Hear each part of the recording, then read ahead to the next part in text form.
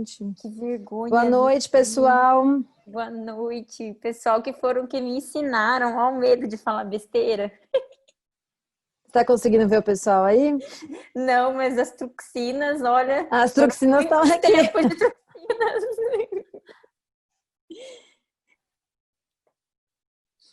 Nossa, e faz tempo, hein? Nossa Senhora, foi em 2006, 2007 a época das truxinas, faz um tempinho.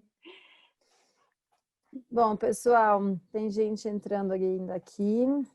Eu vou só dar uma olhadinha.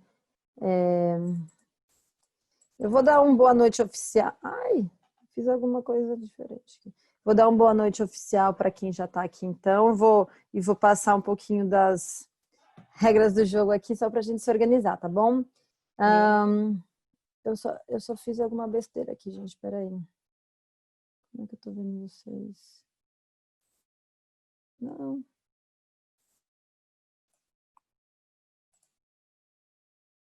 Ai. Pronto, voltei, desculpa. Bom, primeiramente, muito obrigada quem está conosco aqui hoje à noite. Eu sou a Thalita Salles, já devem ter visto no convitinho, né? Sou gerente de marketing da Biologix, sou fisioterapeuta também, trabalho com sono já há um bom tempinho, não quero entregar a minha idade, mas já há uns 15 anos aí. Tem bastante gente aqui que eu conheço, que eu estou vendo os nomes, muito legal ter vocês aqui. Tem gente que já esteve em outros webinars nossos, então eu vejo que tá sendo bom, né? Essas pessoas estão voltando, é muito legal ver os nomes de novo. Muito obrigada a todos que estão aqui. Eu vou liberando aos pouquinhos o pessoal que for entrando aqui, e mesmo depois que a gente começar, eu vou liberando para todo mundo poder acompanhar com a gente. Eu estou vendo que todo mundo já está no mudo. Quem não tiver e tiver dando algum ruído, eu mesmo vou fazer isso por vocês, tá bom, pessoal? Então não fiquem bravas comigo, mas se tiver dando algum ruído, eu vou lá e ponho vocês no mudo também. A gente pode ver dúvidas, eu vou só passar as regrinhas aqui. A gente pode tanto ir vendo pelo chat dúvidas, vocês fiquem à vontade. E eu vou tentando controlar com a doutora Carolina, se tiver uma dúvida no momento apropriado, eu peço para ela dar uma pausinha e responder, ou a gente faz tudo no final, tá bom? Mas eu vou acompanhando aqui, qualquer coisa vocês me dão uma chamadinha também. Bom, hoje à noite eu tenho um super prazer de ter aqui com a gente a doutora Carolina de Paula Soares. A doutora Carolina, ela obviamente ela pode se apresentar muito melhor do que eu apresentarei, mas é uma super querida que eu já conheço há algum tempo. Que é cliente da Biologix, mas que a gente viu que vocês vão entender um pouquinho mais, que começou a usar muito mais nos últimos tempos, o que foi muito bom ver, e por isso a gente chamou ela para estar aqui com a gente hoje. A nossa ideia aqui é passar um pouquinho para vocês já viram, obviamente, no título, né, os prós e contras do exame simplificado. Eu acredito que a maioria de vocês aqui já conhece a Biologix, que é uma empresa que trabalha justamente com o exame simplificado da apneia do sono, né? Um exame rápido, prático, acessível, com um oxímetro e um aplicativo, com tudo num portal na nuvem, há uma facilidade profissional de saúde que utiliza esse tipo de método. E a gente quis trazer essa discussão hoje aqui, até porque, obviamente, todo mundo está acompanhando, né, a pandemia que vivemos, a situação que vivemos no mundo, e essa situação nos trouxe à tona muitas necessidades que já vinham sendo trabalhadas, que já vinham acontecendo e que muitas vezes, por conservadorismo, por falta de informação, por falta da necessidade real, muitas áreas iam acabando deixando de lado, e a gente começou a entender com essa pandemia agora, por exemplo, a telemedicina já estava aí para acontecer e não acontecia, não era liberada. Foi liberada. A parte da conectividade, a parte de poder acompanhar os médicos, os profissionais de saúde, terem contato com os pacientes à distância, remotamente, eles conseguirem fazer um diagnóstico, um tratamento, mesmo que seja à distância pelo isolamento social necessário, né, tudo que a gente tem vivido. Isso trouxe à tona, então, no nosso caso, o exame simplificado, a necessidade de fazer algo remoto. E só para vocês terem uma noção, no caso da Biologix, a gente viveu o final de março, mês de abril foram meses bem complicados, né? Acredito para todo mundo. A gente não sabia se o mundo ia acabar ou não ia, né? Naquele momento. E de repente, em maio, tudo mudou. A gente começou a ver um aumento exponencial do número de exames feitos pelos nossos clientes, centros credenciados que a gente chama. Maio, junho, julho. Em julho nós fizemos mais de 1.700 exames no Brasil. Então, esse aumento só esse mês vai estourar de novo. Por quê? as pessoas começaram a entender e aprender a trabalhar com uma nova tecnologia. E a doutora Carolina vai poder mostrar hoje para a gente como é que foi a vivência dela também. E que é uma tecnologia que está aí, que veio para ficar, que não resolve todos os problemas de sono, obviamente não. E nem a nossa pretensão é essa, mas a nossa pretensão é dar acesso, principalmente acesso a todos os pacientes que precisam ser diagnosticados de apneia do sono e tratados, né, consequentemente, dar acesso tanto para o paciente quanto para os profissionais de saúde. Eu estou em São Paulo, estou num grande centro, tem tudo, tem todos os médicos possíveis e imagináveis, todas as tecnologias para qualquer tipo de necessidade que eu venha a ter. Mas e muitos de vocês que moram no interior, os pacientes, eu sempre brinco, a minha família mora no interior de Minas. Eu fiz o diagnóstico do meu tio, eu sou físio, não sou médica, mas eu fui lá, levei um Stardust na época, que é um exame tipo 3, fiz o exame dele, voltei, de uma outra vez que eu fui, eu levei um CPAP, porque assim, era o único jeito que ele tinha de fazer, não tinha ninguém na cidade dele para acompanhar, e ele tinha uma apneia super severa, minha tia não aguentava mais, roncava horrores, aquele típico paciente, né, que a gente vê por aí. Então essa é a ideia hoje, foi trazer para vocês essa discussão, mostrar que assim, o mundo, essa situação que a gente vive trouxe uma quebra de paradigmas, que já estava para acontecer, mas que de repente teve que acontecer abruptamente, ela estava acontecendo aos pouquinhos, de repente, pá, ficou escancarado, né, em todas as frentes. E agora eu passo a palavra para a doutora Carolina, a casa é sua, fique à vontade, e pode se apresentar, eu acho que alguns, de repente tem gente nova aqui que ainda não te conhece. Muito obrigada por estar aqui. Obrigada, Thalita, pelo convite. Obrigada à equipe toda do Biologix por estar. É uma honra estar aí, hein? Eu falei assim, nossa, imagina, o GG já me enxerga como uma pessoa com um cérebro pensante, né? Para deixar isso acontecer. É um prazer mesmo estar aí. Que a Thalita falou, faz muito tempo que acho que a gente está nessa paixão, até... Eu lembro da primeira vez que eu vi a Thalita, que foi numa mesa que estava a gente puxando o saco do Dr. Bradley lá no Congresso Mundial de 2007, já faz um tempinho. E de lá para cá, a gente vive, eu acho que esse paradigma que continuava, né? Como é que vai ser a história do exame, do diagnóstico do distúrbio do sono, né? Então, entre as muitas coisas que a gente tem aí para discutir, a gente vai acabar hoje focando muito na apneia do sono, né? Mas sem dúvida, a gente tem, acho que quem está nessa área de sono, a gente vive várias lutas. A primeira é a gente formar mesmo médico do sono, formar físio, fazer uma formação da área de saúde completa que chegue a dar atenção para esse 1/3 da nossa vida que ainda é desvalorizado. Então, a gente está numa cultura de que tem que aumentar o conhecimento geral aí sobre sono. E dentro desse mundinho que a gente vai falar aí sobre esse novo drama que foi um paradigma e que, olha, é o que eu falo, depois que a gente se entrega, eu tive que ganhar um empurrãozinho extra para entrar nessa loucura aí toda, mas vamos acompanhar aqui como é que tá indo as coisas. Legal. Pessoal, vocês estão ouvindo a gente bem, né? Só para confirmar. Dá para ouvir o áudio? Que eu não consigo ver aqui. Acho que tá bom, beleza? Né? Tá. Então, a primeira coisa a gente vai falar, aqui tem um roteirinho mais ou menos, então vou falar sobre a apneia diagnóstico, né, da apneia do sono, falar muito rapidamente do que é o diagnóstico de sono hoje, né, dos distúrbios do sono. Vamos falar sobre a triagem dos casos que vão para esse modelo simplificado diagnóstico. E aí eu trouxe uns casinhos, né? Eu trouxe um caso quando o Oxystar é uma bênção, que é aquilo tudo que eu queria que fosse sempre, mas aí a gente também tem o casinho que não deu exatamente o que eu queria, então a bênção não veio completa, né? E situações quando você está lidando já com essa tecnologia que você vê que ele faz coisas que os outros modos diagnósticos, principalmente a polissonografia do tipo 1, não fazia para mim. Algumas coisas, assim, não chega a ser dica, né? Algumas coisas que eu estou percebendo nesses meses que eu estou aprendendo a mexer nessa tecnologia, e eu sempre tenho mais dúvidas. Quanto mais eu leio, quanto mais eu estudo, quanto mais aula eu vou preparar, eu acabo sempre levantando dúvidas. Nessa vez eu vou extrapolar um pouco e pedir para a Thalita tirar algumas delas no final. E quem puder aí ajudar, tanto com dúvidas quanto respostas, por favor.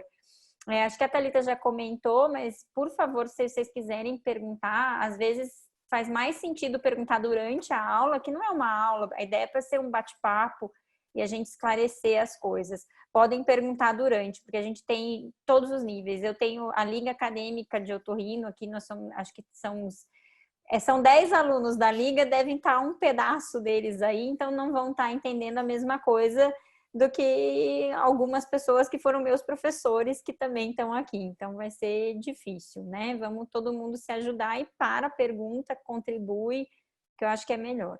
Então, rapidinho para a gente falar o que é a apneia obstrutiva do sono, né?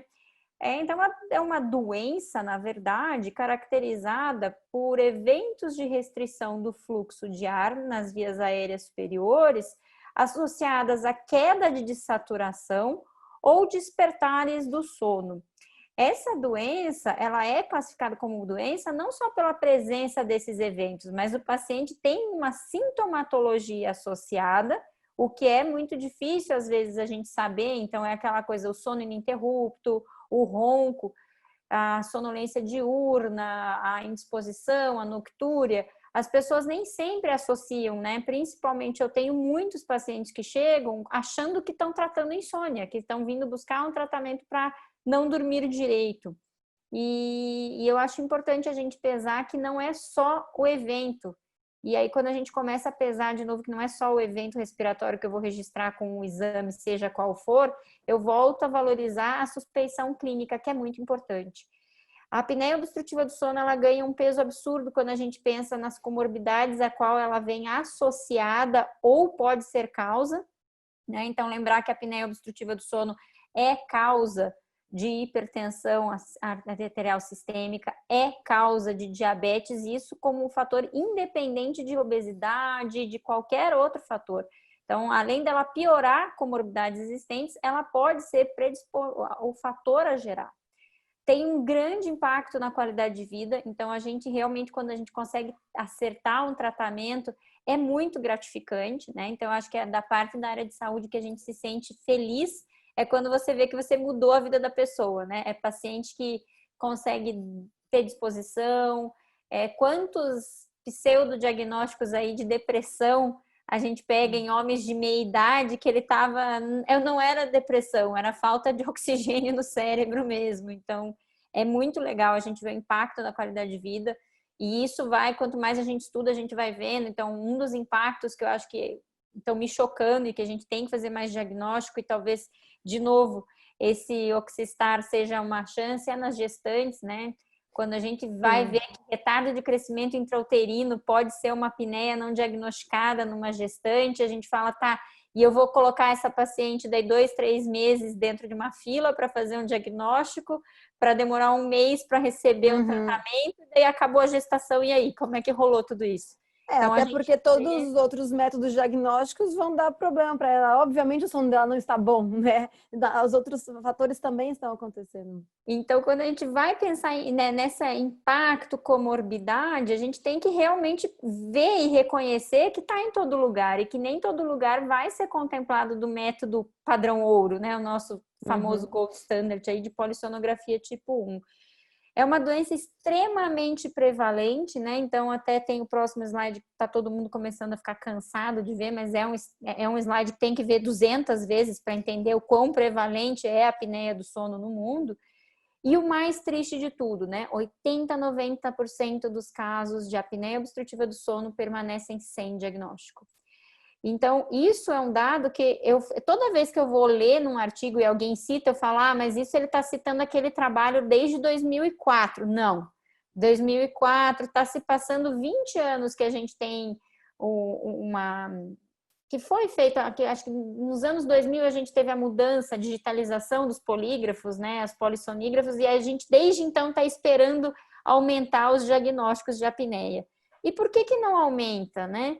Porque a gente não tem condições, né? Por que a gente não tem condições? Porque a gente não tem pessoal treinado, então, como a gente comentou já, os profissionais de saúde não recebem na sua formação a informação do que é medicina do sono, do que é apneia obstrutiva do sono, então ele não vai fazer a suspeição clínica. A gente tem um contingente de pacientes para diagnosticar, que aqui nesse artigo, né, que é então eles fazem uma estimativa, né, baseada em 16 ensaios clínicos do mundo inteiro, eles fazem uma estimativa. E vamos chamar atenção aqui para o Brasil. A gente está falando de quase 50 milhões de brasileiros que precisam deitar em um laboratório do sono que não é acessível do SUS, né? Eu não sei o número correto, mas a estimativa, se não me engano, é que a gente tem em torno de 2.000 polígrafos e Sim. menos de 10% deles no SUS. Então, numericamente, eu precisaria já de anos trabalhando todos os dias para conseguir gratuitamente atingir todos. Mesmo o particular, mesmo no privado, a gente precisaria de décadas para atingir todo mundo. Né? Então, eu acho que o Dr. Walter apresentou que dava 20 anos, né? 22 anos ele fez a continha lá para o Brasil. Depende, uma consultoria uma vez me mostrou um dado que dava 70 anos, de lá para cá também já cresceu bastante o número de polígrafos, mas assim, são algumas décadas de qualquer forma. Né? E sem contar a população crescendo nem envelhecendo, sem contar isso. Então, a gente até lembrar que na questão do envelhecimento da população, que a gente sabe que é um fator, né, que vai aumentar. Então, a gente tem dois fatores globais que a gente está envelhecendo, que vai fazer mais apneia, e a gente está gordo, né? Então, quanto mais obesidade, mais diagnóstico de apneia pelo fator de risco associado. Então, a gente vai vendo, então, e além disso, a gente tem talvez o próprio exame, a gente vai falar um pouquinho do nosso gold standard, ele seja limitado, né? O paciente finalmente, quando ele chega lá, seja como for, então eu estou numa cidade que tem um IDH excelente, Cascavel, eu moro em Cascavel, interior do Paraná, tá? Eu tenho um laboratório de sono, que até faz 10 anos que eu tenho, desde 2010 a gente já começou com 2 leitos, temos 4 leitos, daí a gente tem 4 leitos e tem 2 polissonografias tipo 2, que é o PDX, né? Desculpa, não sei se podia falar. Não é concorrente. É um outro aparelho que permite. Então, eu tinha capacidade de 6 aparelhos. Só que a gente sabe que não é assim, porque o treinamento, além de eu ter que ter médico para pensar na doença, eu tenho que ter profissional para treinar. Como é que em Cascavel, 1.000 quilômetros de São Paulo, eu vou treinar um monte de técnica de polissonografia? Né, os centros formadores, para a gente ter laboratórios certificados e corretos e que vão fazer o bom trabalho, é muito caro. Então, o todo para chegar nesse diagnóstico, o que faz não conseguir? A gente só tem 80% das pessoas que estão aí sofrendo com uma doença que a gente está cada vez entendendo mais. E como é que a gente vai fazer? Então, primeiro eu tenho que pensar nisso. Né? Então, realmente o trabalho que... Quando eu cheguei aqui em Cascavel, eu lembro que eu ficava boquiaberta de ver paciente idoso. No postinho a gente ainda vê, quando eu sou professora universitária, e eu ia atender com os acadêmicos do 4º ano no posto, e a gente via uma senhora obesa de 50 anos, hipertensa, diabética, com queixa de má qualidade de sono. O que ela tomava? Rivotril. Dorme que tá bom, né? Claro, né? 10 vezes ela vicesava em 5 anos, que é o que a gente vê nas grandes cortes de acompanhamento. Então, tem que começar lá na básica e realmente aí você vai ver. Então, hoje eu tenho uma satisfação enorme de 10 anos depois de dando aula, eu tenho muitos colegas que encaminham e pedem. O que fez o meu laboratório de sono tá com uma fila de espera de 2 meses. Né? Isso antes, né? Pré-pandemia. Pré-pandemia. Então, a gente vê que realmente a gente precisava já ter uma maneira de pensar em como é que eu vou fazer um registro, né, para fechar o diagnóstico dessa redução de fluxo que vai ser seguida ou de saturação ou despertar. Então, é isso que eu preciso para o diagnóstico, né? Então, eu preciso ter uma suspeição clínica e ter um registro objetivo que ainda a gente vai discutir um pouco, que a gente também não tem tão claro o que é mais importante nesse registro para eu fazer o diagnóstico. A gente não tem definido isso. Então, hoje eu vejo no nosso diagnóstico padrão, que é a polissonografia tipo 1, ela tem várias limitações, além da dificuldade do custo que a gente já comentou. A gente tem pacientes que numa primeira noite deitando lá, ele não consegue dormir, ele não se sente à vontade. Eu fico desesperada nossa, como eu brigo com as minhas técnicas, que tem que fazer dormir de ladinho, mas o paciente não consegue. O equipamento que vai para casa, ele pesa na barriga, gente. Eu já fiz o home sleep test, eu não consigo virar de lado, porque a minha impressão é que vai cair aquele negócio. Então, eu também fico numa posição que eu nunca durmo, e eu não consigo dormir de barriga para cima. Então, a gente tem um efeito de primeira noite, a gente tem o efeito da posição, que não é geralmente que o paciente ia adotar em casa, porque ele está cheio de fio. A variabilidade de noite para noite. Tem noite que eu durmo super bem, porque eu consegui. Teve uma noite que, poxa, eu cheguei em casa, comi aquela pizza 5 minutos antes de deitar e apaguei. Será que vai ser igual essas 2 noites? A gente sabe que não. Sim. Né? Então, e isso tudo aquele nosso gold standard está ignorando. Né? A polissonografia tipo 1, a gente não tem como evitar muito isso daí. O sensor de fluxo, se a gente vai usar termistor ou fluxo ou ambos, então eu vejo uma dificuldade enorme da gente estabelecer qual que é o critério que a gente vai usar, o que é obrigatório mesmo. Então, eu acho absurdo a Academia Americana colocar o hipnograma como opcional. Para mim, é a primeira coisa que eu olho no exame, não é o IEH, eu vou direto no hipnograma. Né? E ali no hipnograma eu vou ver se tem termistor e fluxo. Quando eu só tenho um sensor do fluxo aéreo, eu posso não ter uma medida exata. E essa medida exata, daí agora eu vou entrar no caos para mim da apneia do sono, que é a gente discutir a bendita hipopneia. Né? Então, assim, quando a gente vai falar dos diferentes exames, então, isso daqui é um quadro que tem lá de 2014, que eu tive a felicidade de participar da diretriz brasileira da AMB, de diagnóstico em ronco e apneia. E isso mostra o quão o nosso gold standard é ruim. Né? Então, aqui é baseado em evidência científica, a gente vê que a polissonografia tipo 1, que é a feita no laboratório com mais de 7 canais, tem uma sensibilidade de 66% pela variabilidade interleitor. Eu tenho problemas na montagem, eu tenho problemas na leitura.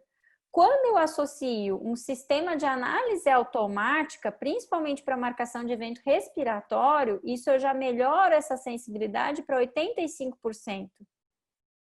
Olha que curioso quando a gente vai comparar isso com métodos... Aí tá, a polissono tipo 2, que é a mesma coisa da polissonografia tipo 1, só que ela não vai ter a gravação de vídeo associada e vai fazer na casa do paciente, né? Aqui a gente tem as duas situações, de novo, né? Quando está ou não sendo visto com leitura com uma análise automática. O polígrafo tipo 3, que na verdade vão ser de 3 a 4 canais, né? Sendo um deles, sendo o cardiorrespiratório, 2 deles, né? Ele já tem uma especificidade muito melhor, inclusive, do que a polissonografia tipo 1. E isso, eu acho que a gente tem que se ater a nisso. Ah, mas por que ele é ruim? Porque a especificidade dele é ruim, ele é super sensível se eu triei direito o paciente. Se o paciente chegou para mim e falou, eu não durmo bem, você não vai saber com uma poli tipo 3 se ele tem insônia ou se ele tem apneia do sono. Agora, se você tem fatores de risco para pensar que ele é um paciente com apneia, isso daí vai te triar e vai ser mais sensível do que a polissonografia no laboratório. E a polissono tipo 4, que é o nosso tema de hoje, ele é realmente 1 ou 2 canais, e aqui a gente vai ver mais para frente que o Oxystar, na verdade, são 3 canais, porque a gente tem o sensor de ronco associando o celular, que é uma tendência do estudo do sono aí daqui para frente. E eles vão realmente estar todos trabalhando junto aí para a gente melhorar, tá? Então, isso eu acho muito importante a gente pensar nisso. Em 2017, a gente já estava, então, nessa baita discussão. Peraí, a gente tem um montante de gente que está sem diagnóstico. Como é que a gente vai desafogar e fazer essas pessoas chegarem no diagnóstico? A própria Academia Americana, que é quem dita tudo que a gente vai fazer em medicina do sono, basicamente, no mundo, em 2017, eles fizeram, então, um algoritmo de como é que a gente investiga, né? Tem a suspeição clínica do paciente de apneia? O paciente realmente tem sintomas que são para uma apneia moderada ou severa? Se ele não tiver comorbidades, então, aí que entra uma discussão, né? Justo os pacientes que agora a gente não tinha como pôr no laboratório, doença cardiovascular, né? O paciente hipoventilador, com doença pulmonar, com história de derrame, com insônia severa, com problema neuromotor, eles não poderiam ir para o teste em casa, né? Seria obrigatório fazer no laboratório. E aí agora eu não sabia o que fazer, que a gente vai ver para frente. Então, o paciente que não tem nenhuma comorbidade grave, ele poderia ir para o estudo em casa, né? E aí, se ele tiver o resultado positivo, ele já começava o seu tratamento de apneia. Então, desde 2017, eu entendo que a gente acabou com a polêmica de polissonografia 1, 2, 3, 4. Só que eu posso falar por mim, né? Antes da pandemia, eu me sentia confortável de cobrar por convênio uma polissonografia tipo 4. Não, por mais que eu já soubesse, estudasse, tivesse tudo para falar, olha, é melhor eu tratar o paciente antes dele desenvolver a comorbidade, eu não me sentia à vontade, tá? E agora a gente vê que realmente talvez esse paciente também cheio de comorbidades, ele seja um paciente que vai ficar com menor chance, né? Ele acaba sendo marginalizado no diagnóstico, porque ele acaba não chegando no laboratório pelas N dificuldades que ele vai ter, tá? Então, agora eu quero falar um pouquinho, e aí eu queria até a opinião do pessoal que está participando, o que a gente vai procurar nessa polissonografia. Hoje a gente considera que o diagnóstico e o tratamento vão depender muito do famoso índice de apneia e hipopneia. Então, em 2012, a Academia Americana reafirmou que a apneia é a queda do pico de sinal, né, maior que 90% da linha de base, previamente ao evento, utilizando o termistor oronasal ou um sensor alternativo e que esse evento dure pelo menos 10 segundos. Essa história da gente ter que ter os dois sensores para marcar a apneia no termistor e para marcar a hipopneia no sensor de pressão nasal, a gente já vê que não é uma realidade. E quando eu ouço muita gente querer criticar os métodos simplificados, eu fico me questionando se essa pessoa olha essas questões dos sensores nasais, se estavam funcionando a noite inteira, como é que estavam eles, porque isso pode fazer uma diferença maior do que estar usando só 2 canais no lugar daqueles 7 para o diagnóstico. Quando eu vou falar da hipopneia, eu estou falando, a partir de agora, a gente determinou que desde 2012, a gente está falando de uma dessaturação maior ou igual de 3% do oxigênio arterial ou de um despertar. Então, a partir dessa definição, eu meio que abandonei a marcação dos eventos de HERA, que era uma coisa muito difícil para mim marcar aquele achatamento da curva e valorizar o despertar quando ele tem o achatamento da curva lá de pressão nasal. Era uma coisa que no meu aparelho eu não considerava muito confiável, eu nunca me sentia segura. Agora eu marco como hipopneia isso. E as quedas de saturação do oxigênio, a gente não considerar como 4%, considerar como 3%, que é o que nosso aparelho, o Oxistar, vai considerar também para fazer o diagnóstico. Então, aqui eu trouxe 2 trabalhinhos, esse é um trabalho pequeno, que mostra como essa diferença no considerar o que é hipopneia faz para o diagnóstico, né? Então, aqui se eu considerar só o fluxo, eu vou, e sem associar as dessaturações, eu vou ter muita gente com distúrbio respiratório. Se eu associo uma dessaturação de 3 com a redução do fluxo, eu já limpo para metade dos pacientes. Se eu aumento o critério para 4% de dessaturação, menos de 1/4 daqueles pacientes, menos de 1/4 vão fazer o diagnóstico. E por outro lado, se eu começo a considerar o despertar e o fluxo, eu restringo ainda mais. Então, a gente tem que entender que a gente não está falando de uma ciência exata que a gente já domina tudo. Então, está muito claro em diversos trabalhos, esse é um trabalho, esse é um outro trabalho que é um N de 2.000 pessoas, que mostra, então, o que a gente está vendo aqui. Aqui é se eu usar um critério para marcar os eventos de hipopneia, de uma queda de 4% da saturação, eu vou ter 48% das pessoas consideradas normais. Se eu mudo esse critério para queda de saturação de 3%, a gente aumenta o número de diagnósticos. Agora, se eu refino isso para 3% associado também a despertar, eu tenho um aumento dos pacientes que são leves, mas eu diminuo as pessoas normais. Então, a gente está discutindo e falando hoje de um exame padrão ouro, que na verdade ele tem variáveis que a cada 2, 3 anos a gente está revendo. e que muitas vezes a pessoa que recebe o laudo de polissonografia do tipo 1 não sabe interpretar. Então, se ele está lendo de um laboratório que falou que usou um critério com 4% de saturação, aquele paciente que veio normal, na verdade, na regra atual, ele poderia ser um apneico grave ou moderado. A gente tem que entender tudo isso quando a gente vai ver que esse exame não é tão maravilhoso. Então, essa polissonografia tipo 1, ela não é um gold standard perfeito para a gente se apegar tanto. E a gente, às vezes, está apegado e defendendo perante um sistema de saúde, um sistema financeiro. Aqui no Brasil, a gente fala dos planos de saúde. Nos Estados Unidos, eles precisam realmente ter uma diferença, né? Então, a gente tem que mostrar que não é assim tão simples. E mais do que brigar por certificação de laboratório e excluir ainda mais e afinar ainda mais o número de diagnósticos, a gente tem que simplificar e modificar esse critério, né?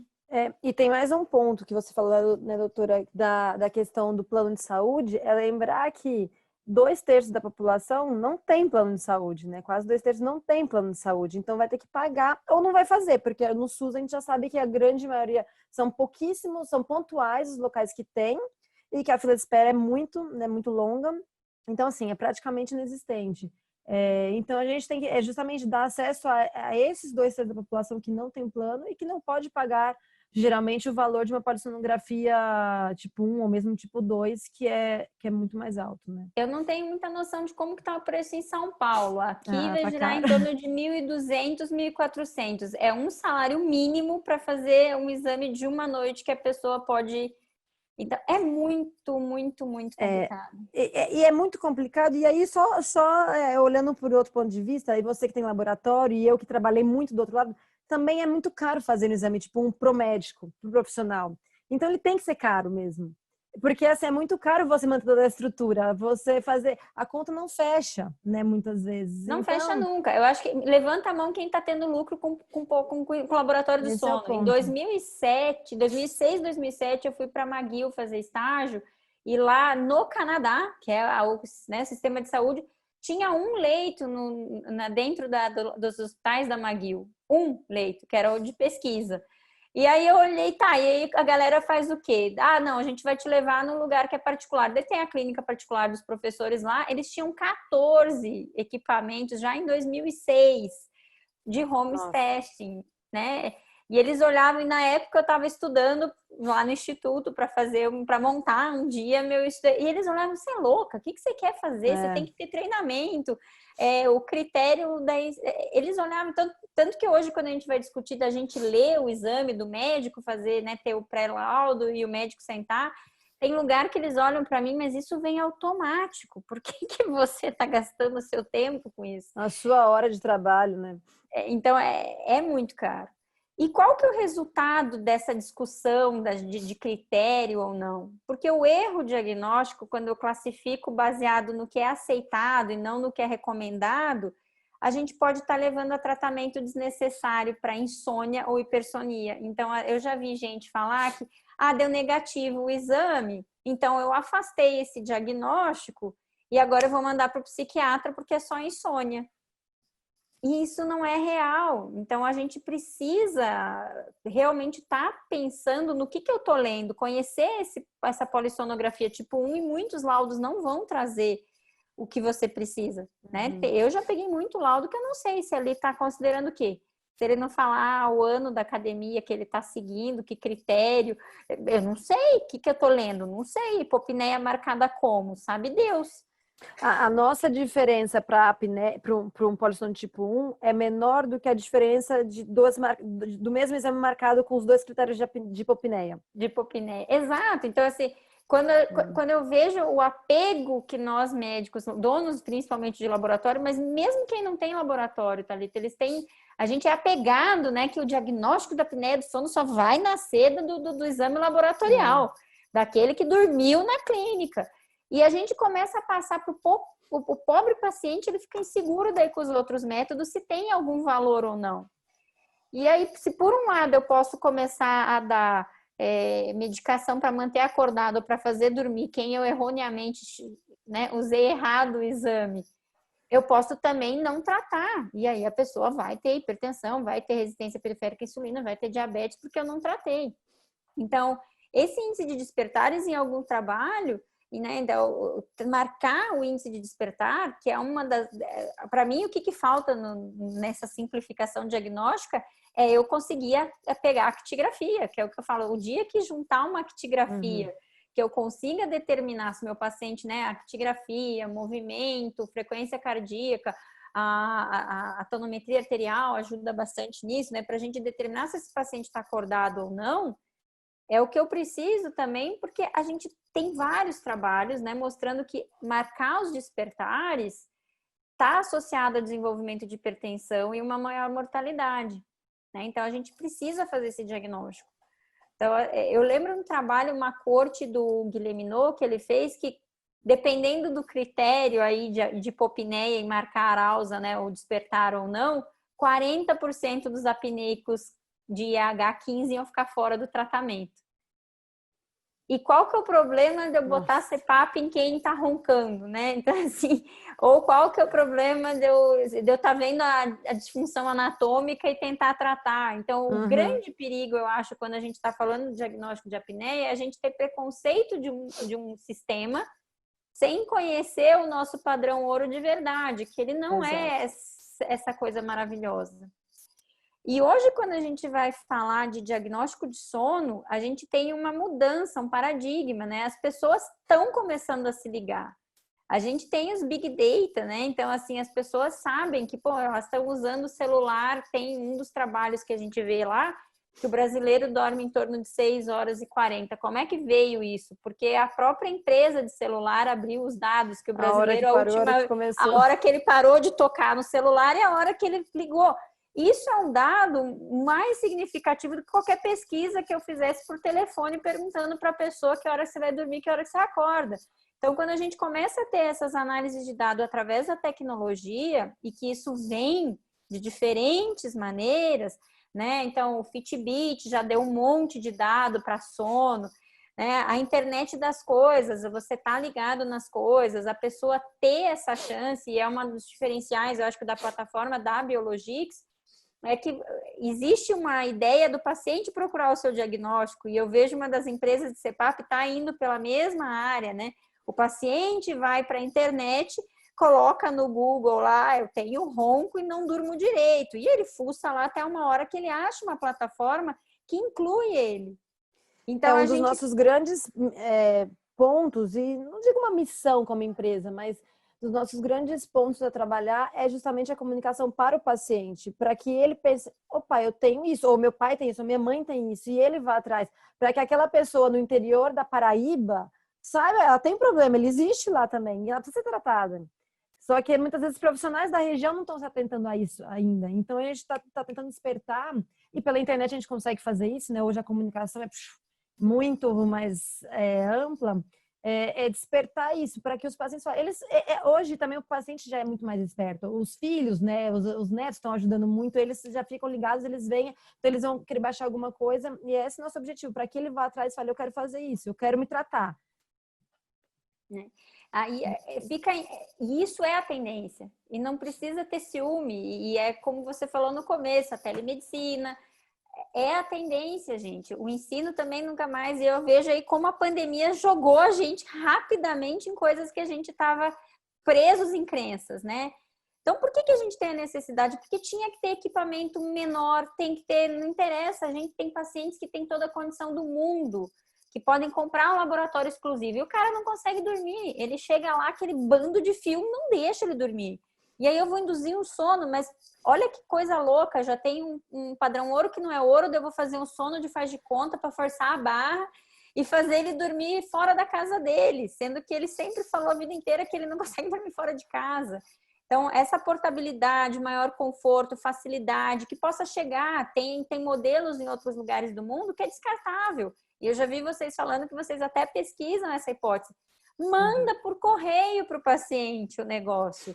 Faz chegar essa ferramenta diagnóstica, diminui esse custo agregado, né? Então, se eu tenho dados que têm um valor de acurácia alta, Para que eu vou ficar apegada num exame como se ele fosse a única salvação da minha alma, que não é, né? E é Coletar o contrário, o objetivo é fazer, criar dados para que daí os profissionais possam ter esses dados e aí tratar. Entendeu? Não é, pelo contrário, exatamente. não é brigar Não pelo é uma coisa diagnóstico. exclusiva, né? Nenhuma coisa não exclui a outra de acontecer em Pelo sequência. contrário, é para aumentar o bolo. Ao invés de dividir o bolo, é para aumentar o bolo, né? Mas é muito difícil esse paradigma, é o que eu falo, foi o Covid que mudou as coisas na minha vida. Escancarou, né? E assim, a gente tem que fazer o ambiente do paciente, isso muda diagnóstico. Você vê, teve paciente que ele não tinha falado que era alcoólatra, e como eu faço, o meu jeitinho de fazer é 3 noites, e aí quando eles estão batendo papo só com o celular deles, eles contam algumas verdades que no consultório eles não contam. As 3 noites ele bebeu. A segunda noite eu liguei para ele, na verdade, as primeiras 2, a segunda eu falei, você tá fazendo exame, não pode beber. Mas eu bebo todo dia. Ué, Então tem eu que tenho que beber, fazer o então. diagnóstico daquilo. Se ele é esse paciente, esse é o natural É. dele, esse é o ambiente dele. A gente tem que fazer esse amplo diagnóstico, né? A gente não tem disponibilidade. Não adianta brigar pela polissono tipo 1, tipo 2, porque não tem. Não tem. 50 milhões de pessoas para 2.000 laboratórios. Não vai fechar a conta, gente. E essa tendência, as pessoas querem usar o celular delas, que elas acreditam, elas querem vestir uma coisa confortável, elas querem conseguir usar. E qual que é o desafio, então, nessa simplificação? Eu acho que é padronizar, ter validação dos diversos equipamentos. Então, quando a gente vai pesquisar, eu li uma revisão que eu estava comentando aí com a Thalita, que eu achei muito bacana. Que eles tentam, nesse gráfico, colocar, então, o que é o mais... Aqui vai ser o melhor, né? Ele é o mais acurado, mas ele não chega. O uso dele é custoso, né? Ter um exame de polissonografia com vídeo associado é extremamente custoso, não tem como chegar. Eu vou fazer diário. Ele é custoso e uma acurácia super baixa. Eu vou usar os 1000 apps que tem agora para sono. Fica também numa acurácia muito baixa. E aí, quando a gente entra no mundo dos wearables, que é onde eu vejo o Oxystar como um sensor, né, que eu coloco no meu corpo, ele está com contato comigo e ele permite que eu vista ele, a gente já tem uma acurácia bem bacana. E novidades que eu não conheço, se alguém já tem experiência, é os sensores que ficam no colchão, né? Que dá a impressão que é como se fosse um pillow que eles põem em cima do colchão, que tem esses sensores de movimento. Então, a tecnologia está aí, esse é um artigo bem recente, e quando ele vai fazer uma avaliação, então, das performances métricas. Olha que tristeza a nossa polissonografia amada, né? Ela tem uma escala, o grau que ela chega, né? Ela não vai chegar para todo mundo, ela não é utilizável para todo mundo, né? Ela classifica perfeitamente, ela é o melhor para dizer cada estágio do sono. Mas eu preciso de cada estágio do sono bem certinho? Quando que, na apneia do sono, por exemplo, é importante eu saber, para saber se tem sono REM ou não, se é uma apneia associada ao REM, mas será que eu não consigo tirar isso de outros jeitos? Então, aí que eu vou...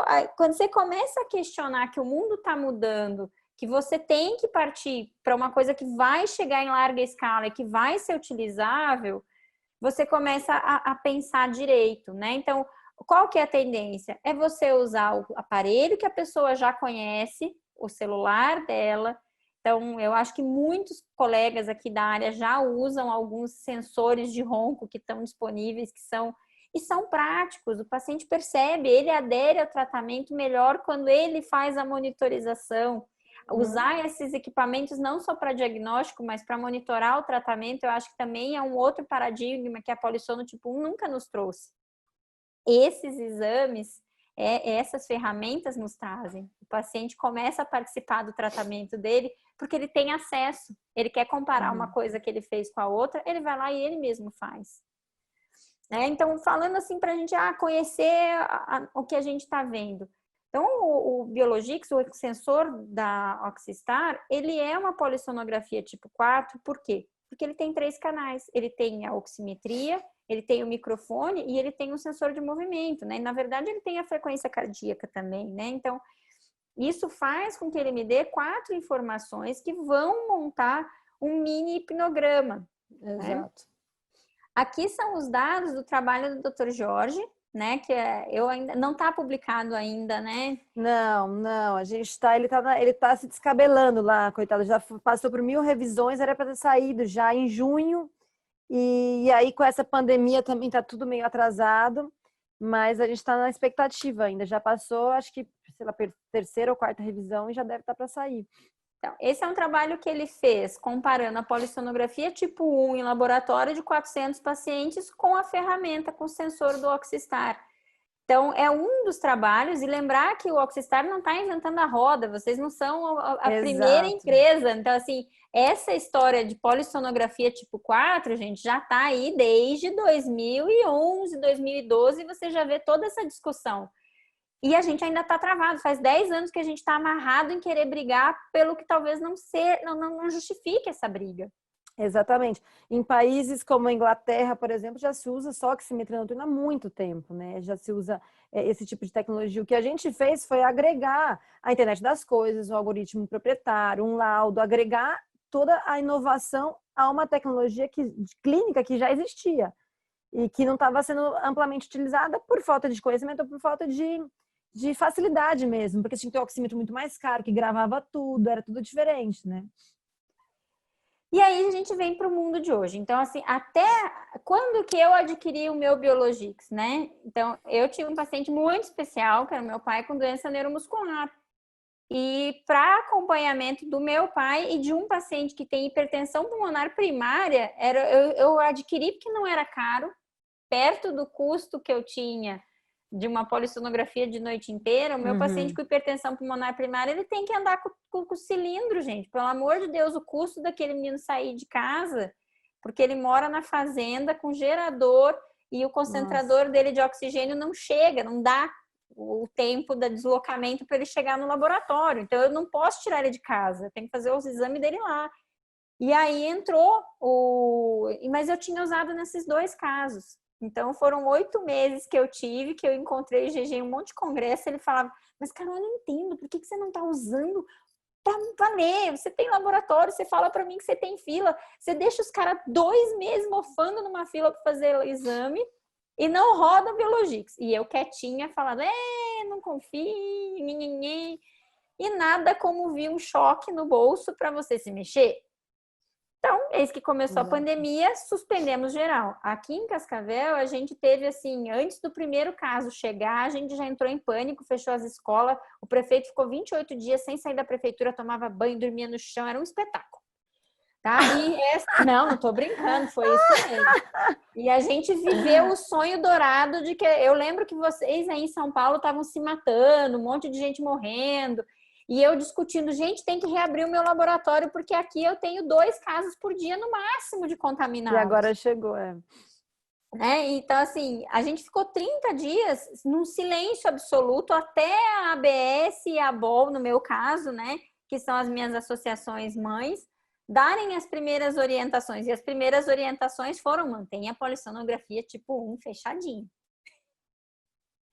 E aí eu olhei, eu passei 10 anos falando para o universo, conscientizando todo mundo de que a apneia do sono mata, de que distúrbio do sono é importante tratar. E agora eu estou falando para as pessoas que tudo bem elas ficarem 2, 3 meses, ou sabe Deus até quando, esperando para fazer um diagnóstico.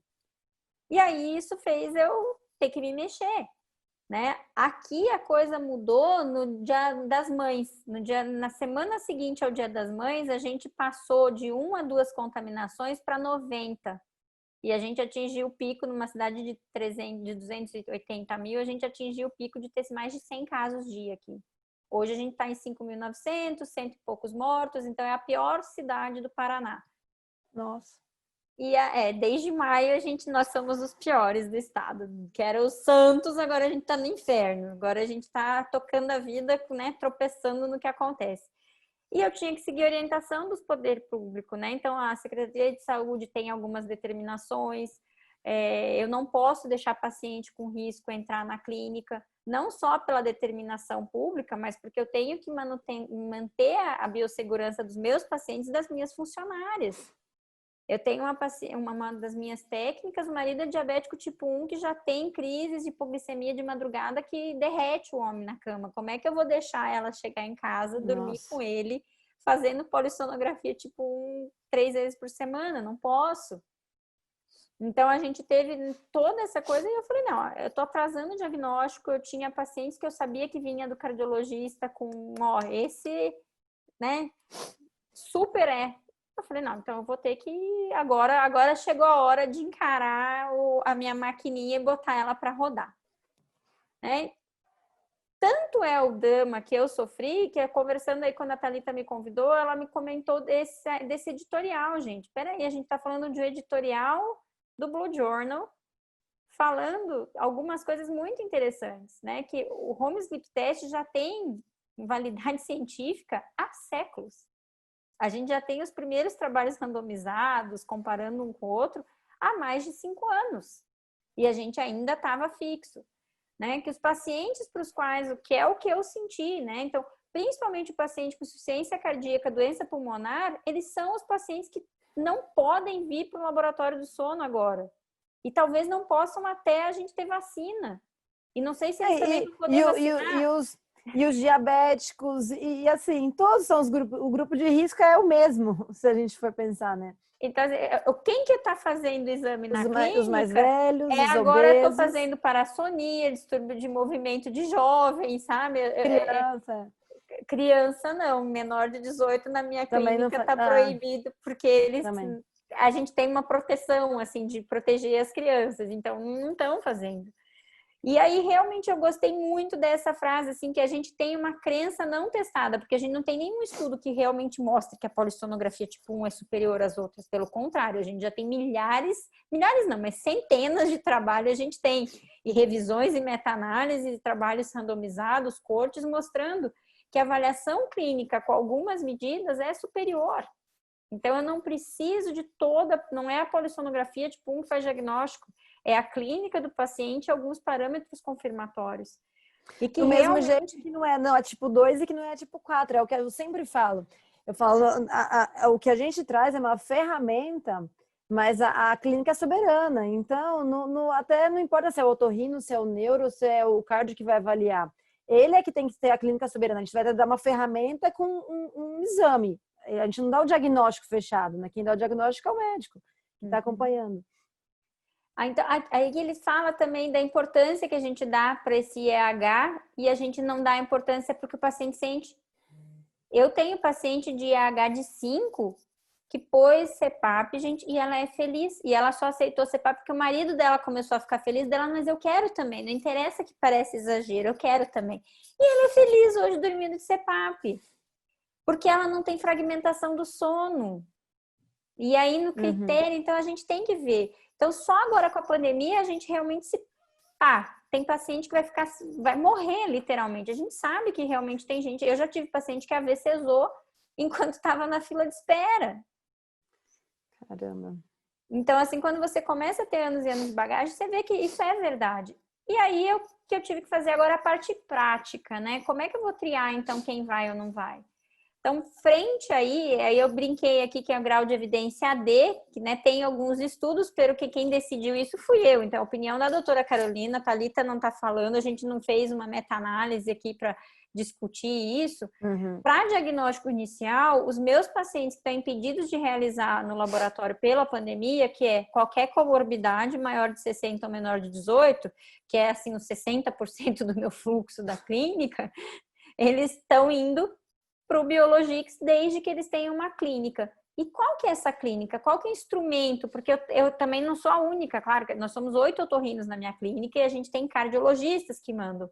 Como é que a gente está fazendo essa triagem? Pelo Stop Bang, né? Eu já vou mostrar o Stop Bang para quem não conhece, mas quem tem o Stop Bang maior com 5 SINs, né? Ou com aqueles SINs de alto risco, está classificado para fazer o seu Biologix, tá? Perfeito. E para acompanhamento de alguns casos. Então, eu acho que isso mudou bastante para mim. Então, o Stop Bang, ele é um questionário que tem validado em português, que isso tem gente que acha que não tá. Então, tem toda a questão cultural que eu não vejo, por exemplo, a Epworth, para mim, no Brasil, nunca deu 1/3 do que ele dá nos outros estudos. Eu detesto Epworth, para mim não disse nada. Já o stop bang me diz bastante coisa. Ele é muito mais específico para apneia, né? Ele é muito mais... O stop bang, o Epworth, eu lembro que eu fazia na época que eu... tava que nem uma louca com pós e isso e aquilo, ele dava altíssimo, só que eu não tinha nada, eu só tinha privação de sono, só precisava dormir, mas só tinha que ter Aí tempo para dormir. que vocês estão em São Paulo, quando você vem aqui pro interior, dá 10. 10. Por É o quê? Porque é contrário. cultural o cara dormir depois do almoço. Ele vai para casa, ele almoça em casa. Vocês não Você têm vê como isso. é relativo, você vê como é E a gente relativo. almoça em casa, entendeu? Aqui as pessoas almoçam em casa. Elas têm 1h30, 2 horas de almoço com os filhos em casa. Então, se ela cochila 15 minutos, ela pode Pronto, fazer isso a vida inteira. Não é exatamente um sinal que é a apneia. Então, você tem que realmente... Já o stop bang não tem isso. Por quê? Porque ele está falando de ronco, ele está falando de ele é muito mais fadiga, de específico. cansaço, de sonolência, que a gente tem essa dificuldade da população identificar. Está falando se alguém viu você ter apneia. Está perguntando se você tem uma das comorbidades mais frequentes, que é a hipertensão. Se você tem obesidade, a tua idade, o sexo e um parâmetro prático, que é a circunferência cervical. Né? Então, isso daqui faz a gente ficar mais feliz. E aqui a gente tem 2 estudos bem bacanas para... Nossa, por que a Carolina realmente... Ela não é só a minha evidência de... Né? Quando eu achei 2 estudos que eu falei, não, beleza, agora eu posso cobrar do convênio feliz, porque agora eu tenho evidência científica mostrando que eu posso. Não é uma evidência A, mas são 2 evidências B. E o que eles estão mostrando aqui? Então, nesse primeiro estudo, eles fizeram o stop bang, tá? Então, aqui vocês conseguem ver só a oximetria, só o stop bang e os 2 associados, a acurácia para casos leves, para casos moderados e para o severo. O caso severo, os 2 associados, a acurácia é altíssima. Altíssima. Então, se você está na frente de um apneico que tem o stop bang acima de alto risco e que faz uma oximetria e fecha, não tenha dúvida, esse você trata mesmo, não sofra, não fique com medo, é apneia do sono grave, trate, tá? Se você tem o caso leve, é o caso que talvez você tenha que mergulhar no paciente, sabe? E até das dúvidas que eu tenho, eu pessoalmente não é porque deu um IDO abaixo, que quer dizer que esse paciente, eu sei que eu estou vendo um exame que não está considerando despertar e que não conhece meu paciente. Quem conhece meu paciente sou eu. Eu já tive contato aqui na Biologix, que passaram para mim com dúvida clínica. Esse é um exemplo bem típico.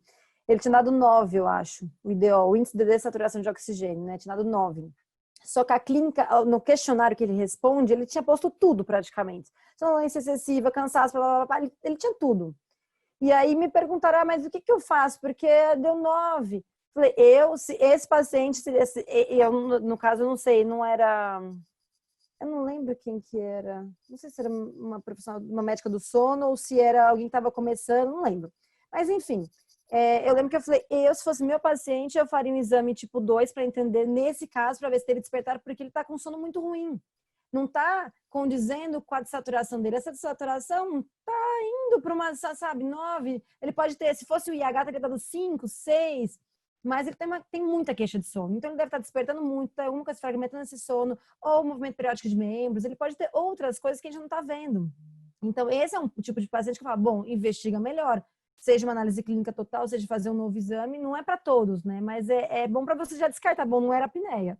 Ou não é isso que está causando tanto problema na noite dele, provavelmente, né? E esse outro trabalho aqui, para a gente olhar, ele está comparando não o stop bang, mas o NoOSAS, né? Que também é aquele que até fizeram um aplicativozinho de celular que foi inferior ao stop bang. Então, em matéria de questionário para associar, e esse trabalho foi feito, esses 2 trabalhos não estavam usando o Oxystar, estavam usando outras oximetrias que são até com menos canais. Um desses trabalhos é só oximetria. De noite inteira, não tem ronco associado, não tem movimentação nenhuma associada, tá? E aí, como é que tá na minha prática clínica? Não sei de onde apareceram essas flechas aqui, mas enfim, surgiram. Pra gente acordar, eu acho, para dar uma mudada, assim. Eu tô fazendo 3 noites, por quê? Porque uma das limitações que eu sempre senti no laboratório era o efeito de primeira noite. E por ser artificial. O cara, na primeira noite, ele tem medo de fazer xixi, de travar o exame, de perder o exame, de esquecer. faça de boa, você tem 3 tentativas, uma delas vai me dar uma certeza. E o que eu vejo na prática é que a variação é muito pequena. Eu acho que eu já rodei, eu não contei, Thalita, mas como eu tô com 3 paginazinhas já de laudos lá, eu acredito que eu já ter passado dos meus 100 laudos, 100 exames. E eu não vejo uma mudança. Um cara que num dia era grave, mas de moderado para grave tem, de leve para moderado tem. Ficou né? mais em alguma posição específica, tomou alguma coisa Exato, agora, tomou estava um mais vinhozinho, o nariz cansado. entupiu, e aí tem as variaçõezinhas. Então, o meu laudo, eu especifico, porque eu estou vivendo esse momento, até porque eu estou fazendo pelo convênio, então eu especifico que é uma situação de alternativa, que eu tomei essa liberdade por estar na vigência da pandemia, e até por os meus pacientes não poderem, esse paciente ou ele faz isso ou ele não faz diagnóstico, tá?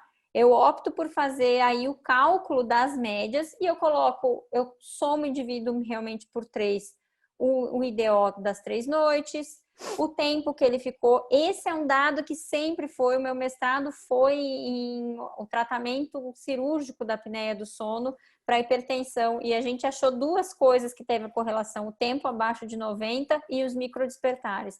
Então, para mim, o tempo abaixo de 90 é um preditor importante na matéria hipertensão, e a ativação simpática, né? Que a gente também tem trabalho mostrando que os microdespertares dos eventos rápidos são mais mortais, tem uma mortalidade maior do que aquele cara que já está acostumado a vida inteira a não ter oxigênio. O tempo que ele fica, então, esse cara aqui, ó, ele tem uma apneia grave, pouca de saturação, mas ele morre de tanto que ele ronca.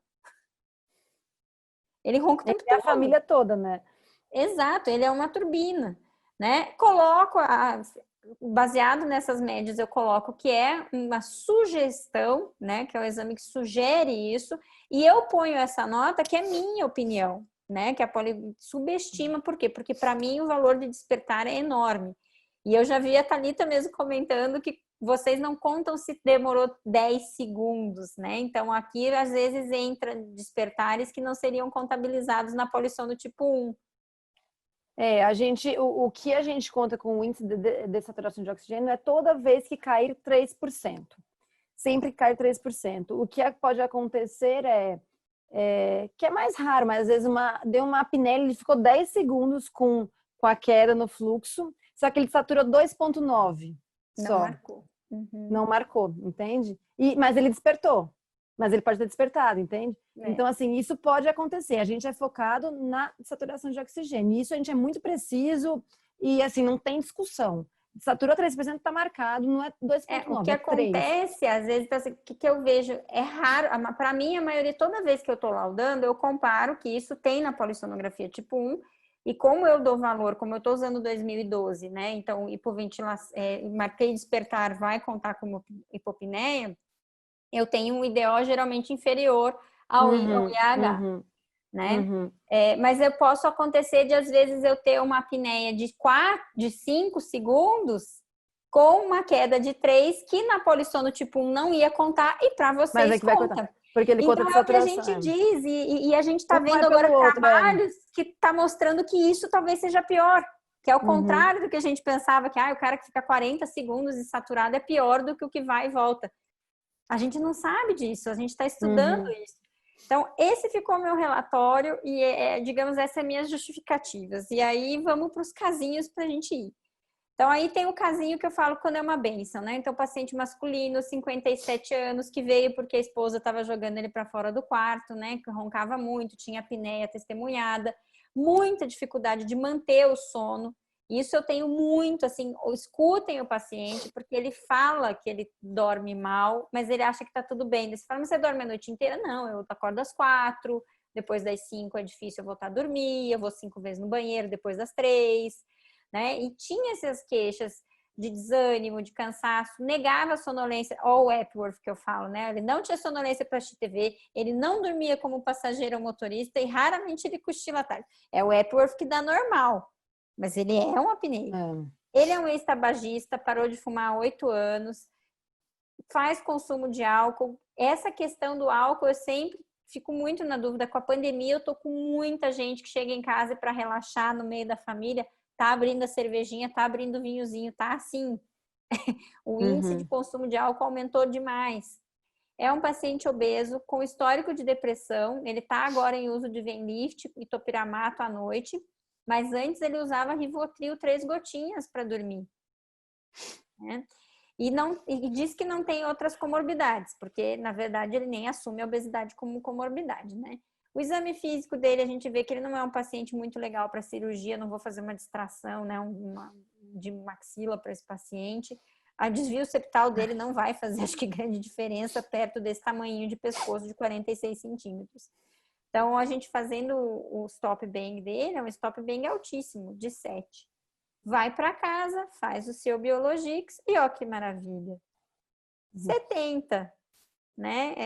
Então, quanto tempo ele ficou abaixo? Olha, ele tem uma queda. Lembrando que ele é obeso e tabagista. Então, eu não esperava mesmo Ele ficou quase 50% da noite abaixo de 90. 45%. É. E não é hipertenso, mas aí o que eu acho? Que tem que olhar de novo esses exames laboratoriais, lembrar que na medicina do sono a gente vai ter muito, e isso eu falo para eles, vamos ter que fazer uns exames de sangue, porque essa falta de desaturação, essa ativação simpática vai jogar um monte de radical livre e pode ter um monte de exames que você nem imagina que podem ser por isso. Então, ferritina aumenta, a vitamina D cai, né? As dislipidemias aparecem.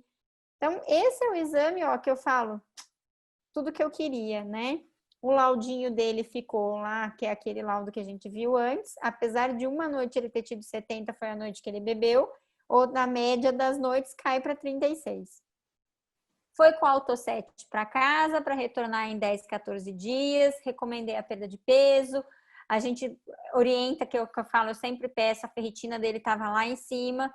Como ele tinha esse tempo de desaturação ali meio grandinho, eu pedi para ele fazer uma gasometria, dar uma conversada com o pneumo e depois eu posso avaliar essa saturação, fazer o Oxystar de novo usando o CPAP.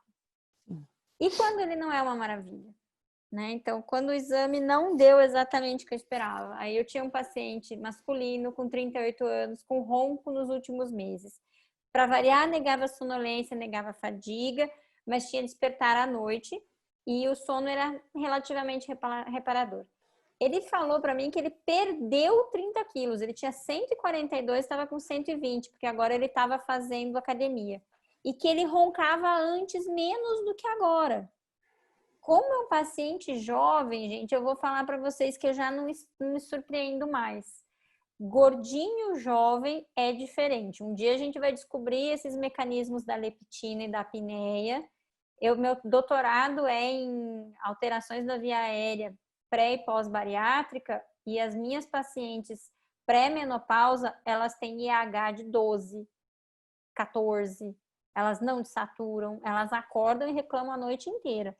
Mas elas não têm realmente uma doença de hipoxemia grave. Em compensação, pós-menopausa, elas vêm numa hipoventilação alveolar já quase. Então, tem uma coisa ali que a gente não está ainda esclarecido. Ele não queixa de desânimo, essas coisas, mas ele está tratando para depressão. Ele não queixa de problema para dormir, mas ele toma mitriptilina para induzir sono. Então, é isso que eu falo que a gente, às vezes, o que o paciente quer te dizer e o que você lê na entrelinha, né?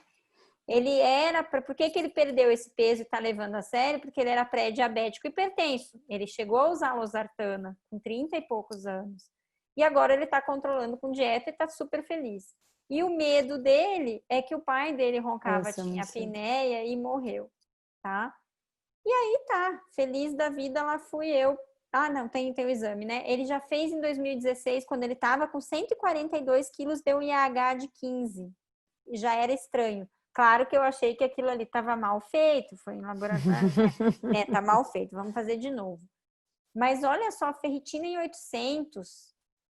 Então, eu fiquei... Para mim, esse cara ia vir uma bomba, né? 124 quilos, 1,80 m, um pescoção largo, stop bang também de 5, 6. Fiz o Biologix e pá. Essa é a pior noite. Ele teve uma noite que deu 4,8.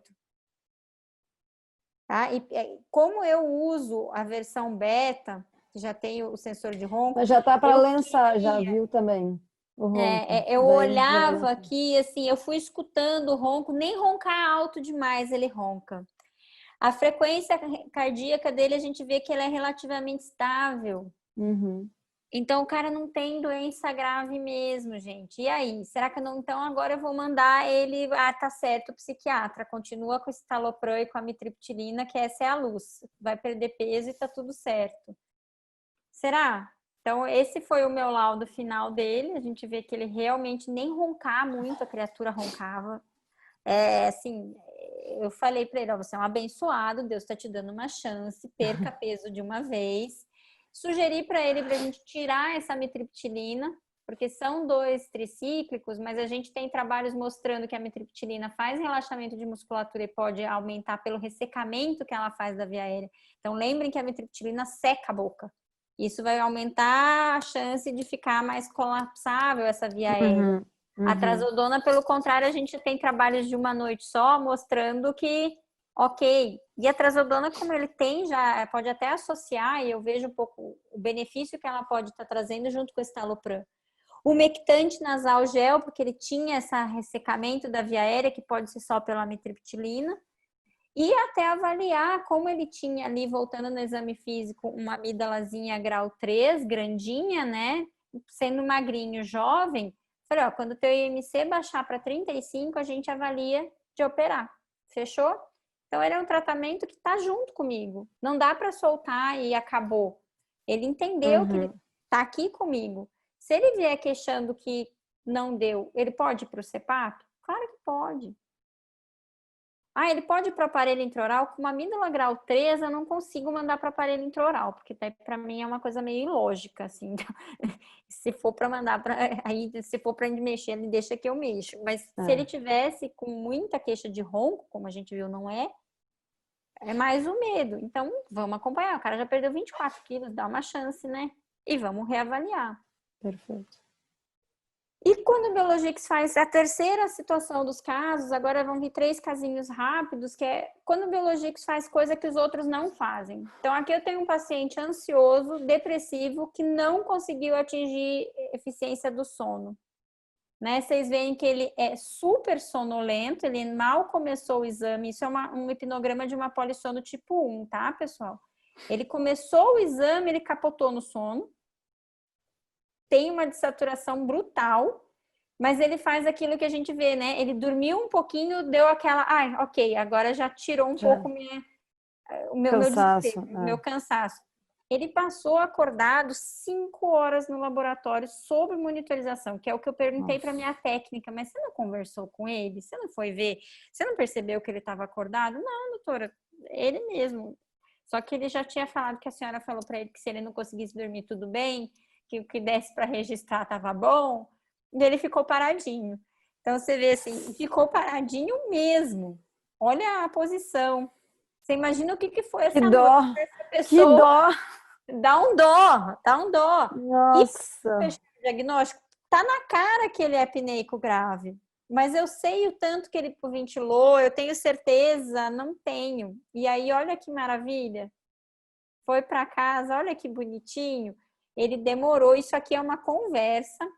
Eu ouvi, que eu me dou o trabalho de ouvir, às vezes, quando tá meio estranho.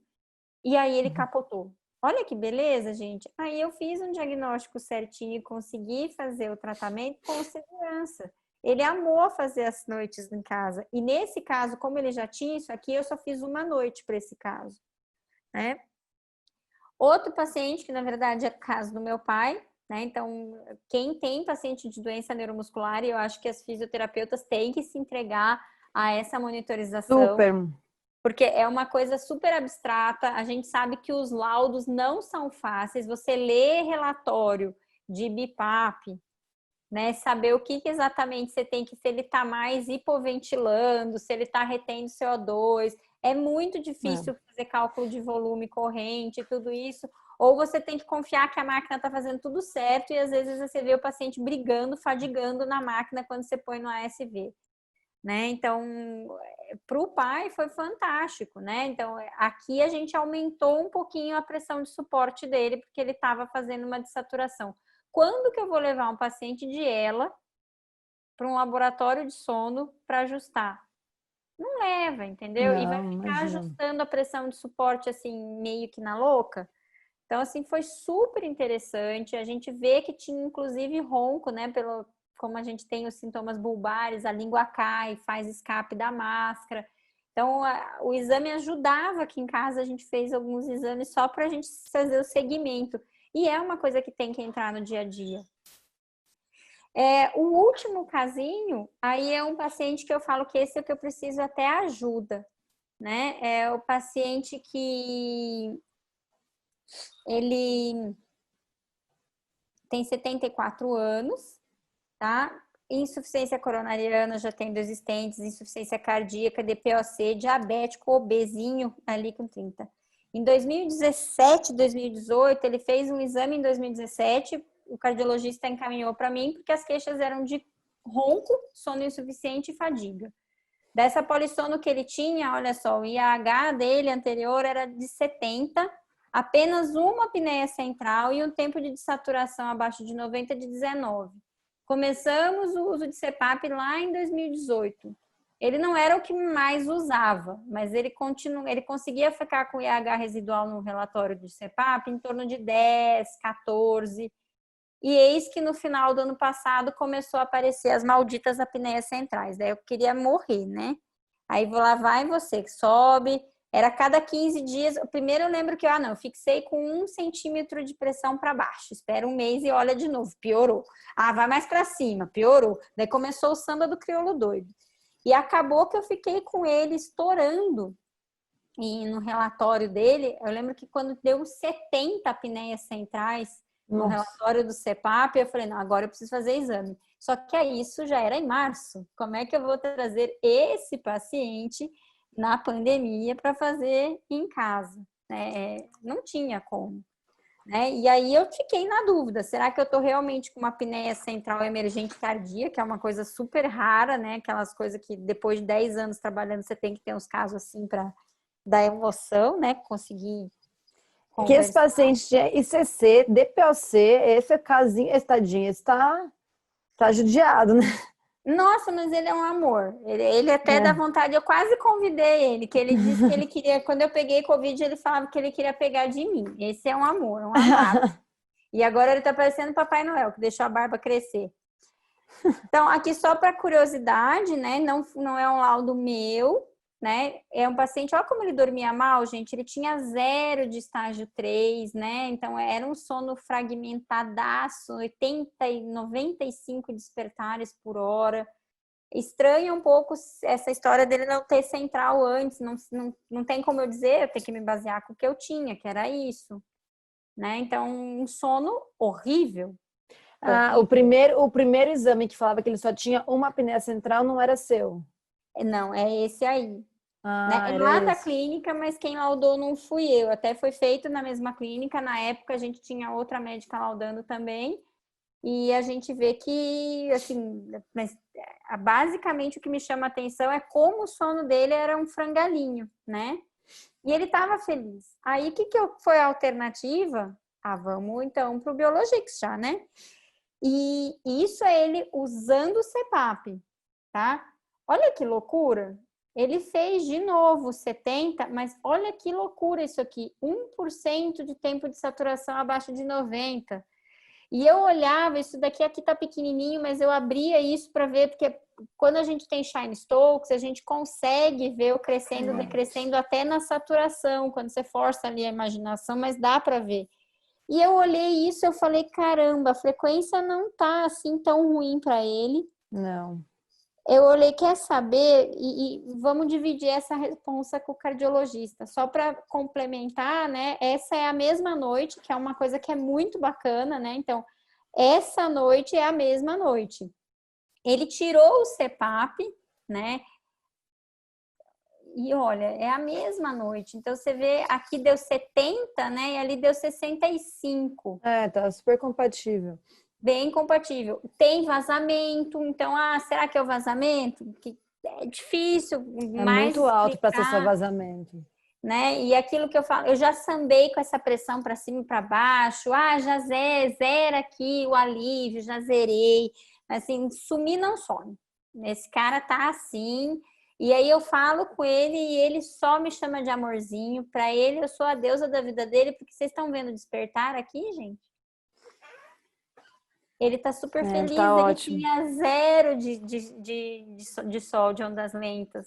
Ele tinha 95 despertares por hora. Ele tá feliz da vida. Ele continua achando que eu tô doida, que eu tô exagerando, né? A mulher dele é enfermeira, formada, então eu já fiz eles ficarem em pânico, eles têm oxímetro em casa, né? Ela já, quando eu falei, expliquei o que podia estar acontecendo, ele falou, não, mas comprar um aparelho que custa 20 mil vai ser não, doutora. A gente...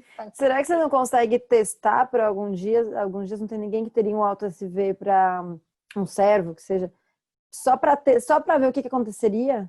Então, é o que eu tô para fazer, mas sinceramente, Thalita, depois de ter isso aqui... às vezes ele vai falar, tá bom, para mim tá, eu tô vivendo bem. Ele não vai comprar, que é o que eu falei, ele falou 20 mil, não vou comprar tem briga. mais o ponto, se ele não desperta, se a saturação não cai de 90, E aí, quando ele já tem 74 anos, né? Eu passei para o cardio. O cardio, quase, eu até coloquei a cartinha de resposta do cardio.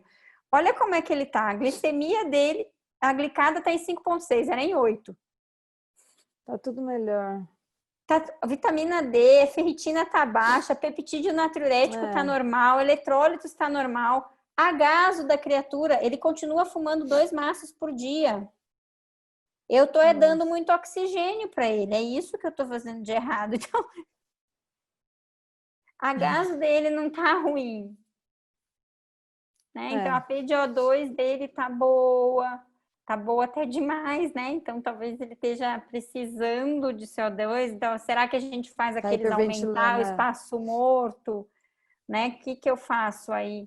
A resposta do cardiologista foi ótima, né? Veio acompanhada na mãozinha dele, falou, ele fez questão como se eu não soubesse, né? Ele é revascularizado em 2012, fez angioplastia depois dessas revascularizações, tá super estável, tá feliz, né? A função cardiológica, o ecocardio que eu fiz, repetiu o ecocardio, tá show, né? E orientei ele para parar de fumar e reeducação alimentar, porque ele tá gordinho.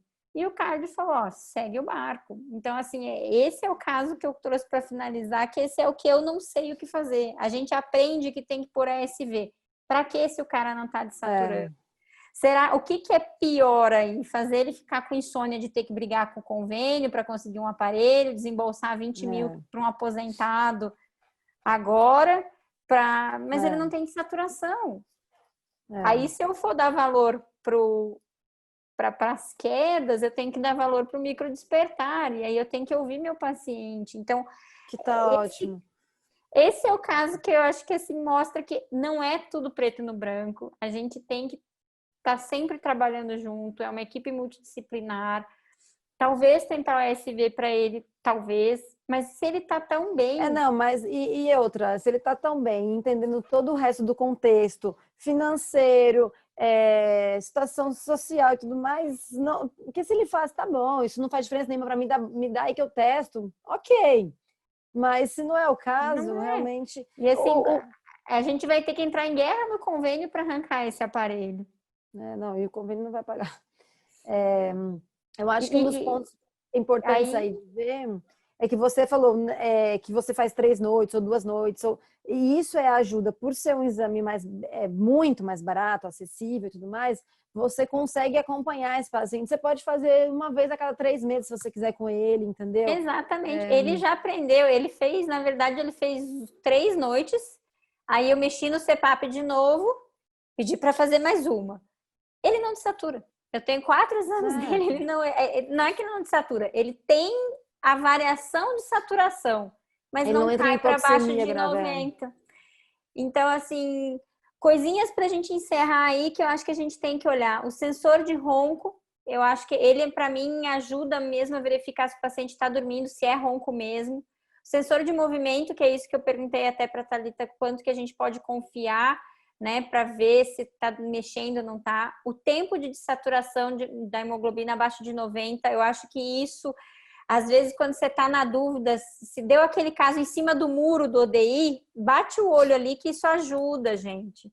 Então, você não pode ver um paciente com um ODI de 5 e que fica saturando 10% do tempo de sono, de registro, e achar que provavelmente tinha mais alguma coisa ali que não conseguiu fazer. As variações de frequência cardíaca são uma ótima pista também de como é que ele está. E observar esse mini hipnograma que vem, né? Então, aqui eu coloco, assim, o paciente ali, que era aquele caso. Aqui ele não estava dormindo ainda, foi aqui que ele começou a dormir. Como é que eu vejo isso? Porque eu posso ouvir no ronco, mas eu posso ver nos movimentos, né? Então, a gente tem que ver.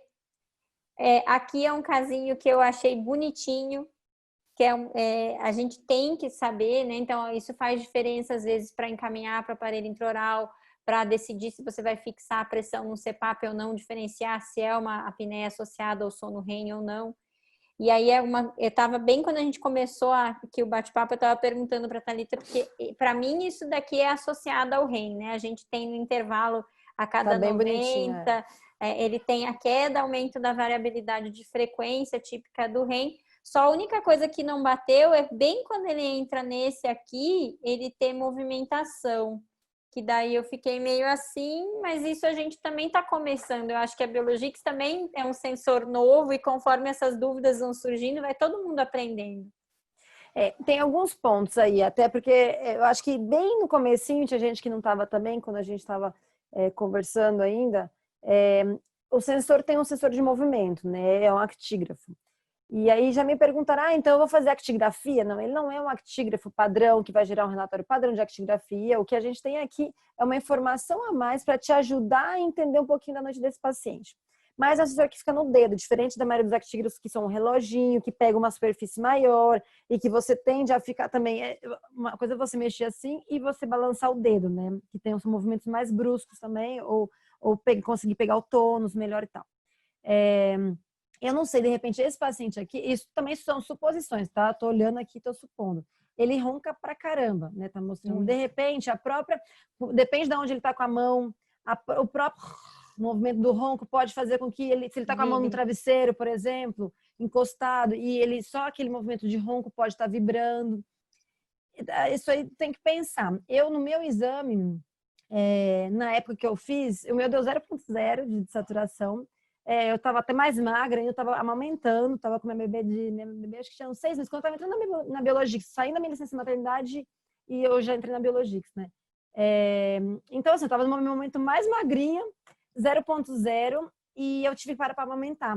Então, ele mostra direitinho, no começo da noite, onde eu estava me movimentando ainda, eu dormi, uns 2 momentos que eu devo ter ouvido alguma coisa da babá eletrônica falando ali, ela se mexendo. A hora que ela acordou, ele mostra o meu movimento. Eu tirei o sensor, voltei 20 minutos depois, pus ele mostra direitinho, eu me ajeitando na cama, provavelmente, né, tal. E depois o meu sono mais tranquilo. Eu acho que esses que roncam muito pode dar mais variação, porque é isso, o paciente mais obeso, o movimento ali dele pode ser mais brusco, entendeu? Mas é uma coisa pra gente começar a pensar. Ele, então, não é um actígrafo preparado para fazer estudo de actigrafia, estudo de sono. Eu vou entender o perfil do sono desse meu paciente, vou deixar ele usando uma semana. Não, você vai não vai ver ritmo, né? Mas eu acho que mas eu acho que o grande toque é que a gente consegue ver, então explora mais.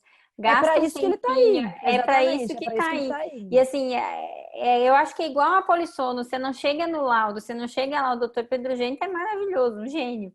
Mas você não precisa bater só ali perto da assinatura dele, isso é uma ferramenta. Por isso que está tudo aí.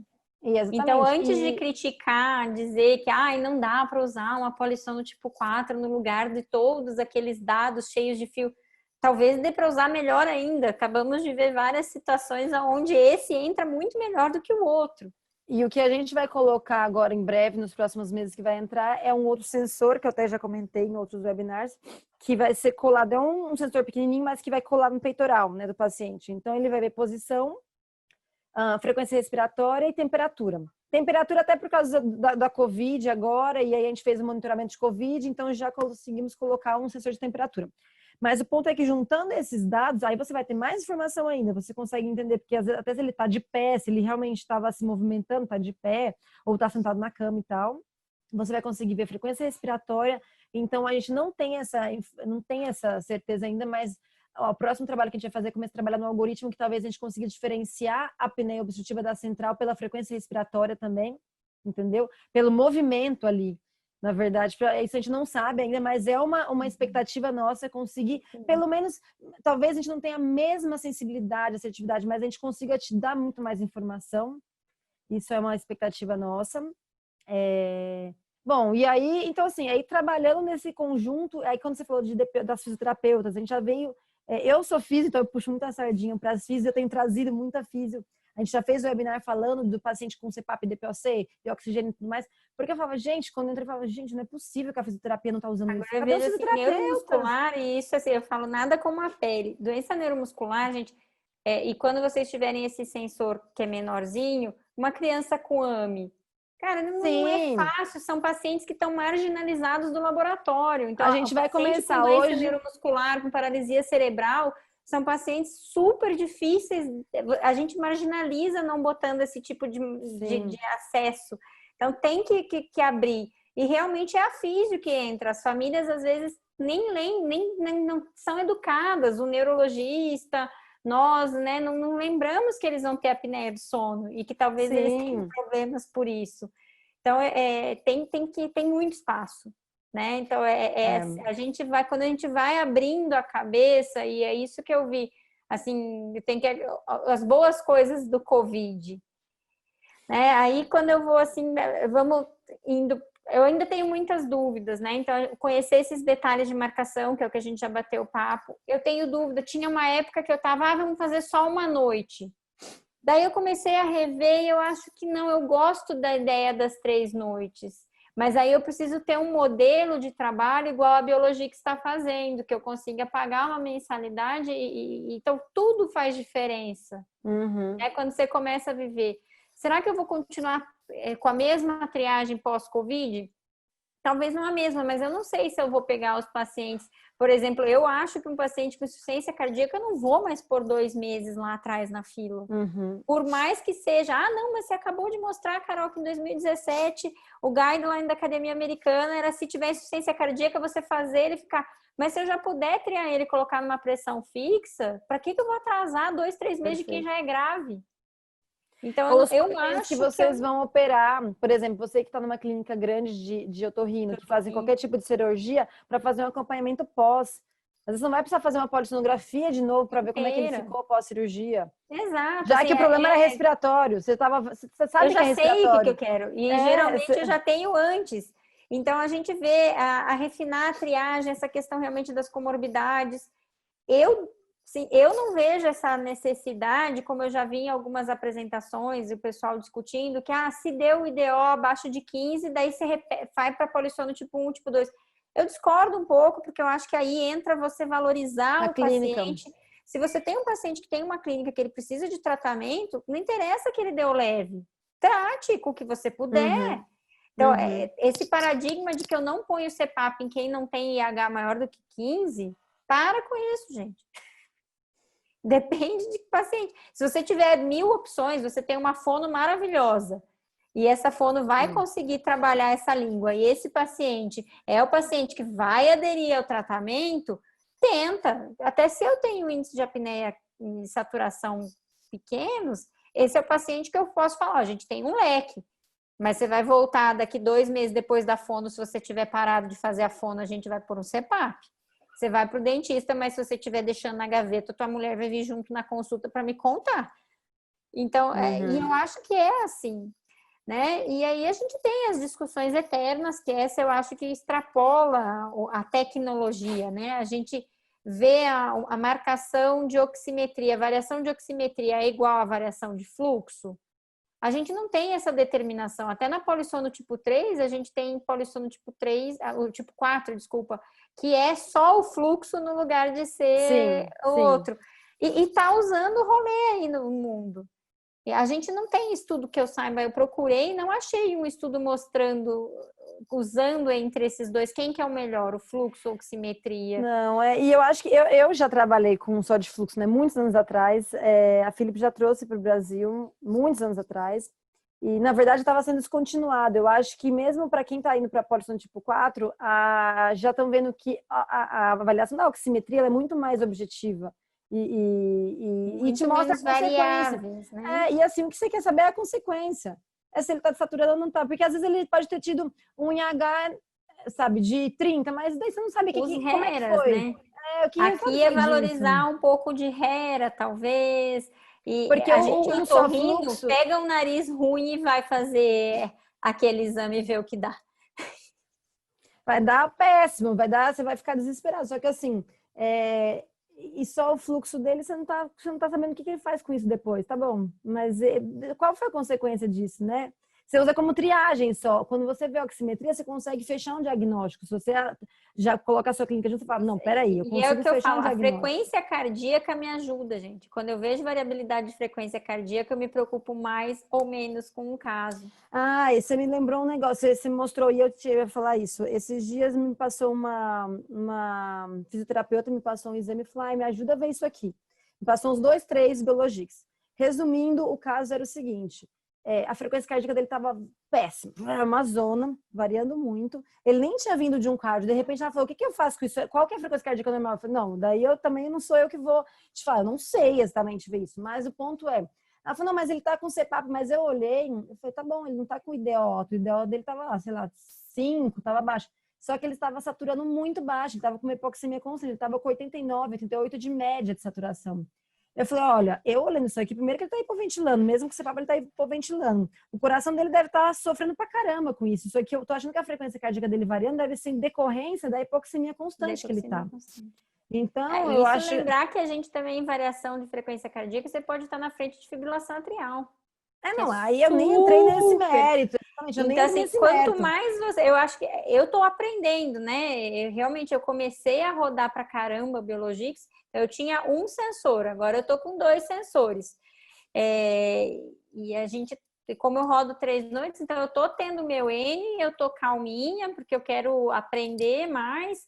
Mas, assim, 2 meses que eu acho que tá rodando pra caramba, eu tô aprendendo e tô tendo que estudar, e isso tá sendo muito bacana. Né? E a gente mesmo vai aprendendo, porque a gente vai tendo resultado de vocês, entendeu? Que nem essa que me passou. Falei, olha, o que eu faria seria ver se eu consigo colocar, testa um BiPAP nesse paciente, ver se ele fica melhor, se ele ventila melhor. Se for o caso, se o BiPAP não ficar bom, de repente oxigênio, porque é fato, ele está com uma hipoxemia, ele está hipoventilando. Ele estava com uma média de 88, muito, sei lá, 70% do tempo abaixo de 90.